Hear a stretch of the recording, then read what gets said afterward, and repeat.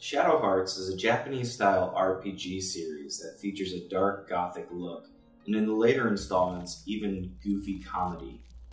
The first entry in the series features solid turn-based combat, and in the case of the main character Yuri, an interesting development system. The premise of the story, at least at first, is that an old wizard is trying to use the latent powers of a young woman to complete some ancient evil ritual. The main character Yuri, a young man with the ability to turn into a monster, takes it upon himself to protect her. That's really only the first half of the game's story though. I don't really want to spoil anymore. The strongest aspect of the game is its gameplay. Shadow Hearts uses a system called the Ring of Judgment that governs all actions in combat and many things outside of combat as well. Basically, it's a circular wheel with a spinner that you have to press X at the right moments in order to succeed in whatever actions you're trying to accomplish. This brings in a whole host of interesting new status effects that's not present in other games.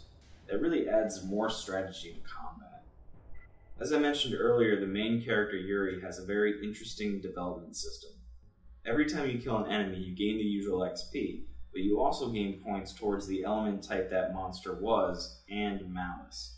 When you fill up an element, you can go within Yuri's soul to this creepy graveyard that has tombstones that represent each element. Upon inspecting a glowing tombstone, you will fight a monster, and if you win, you can then transform into that monster during combat.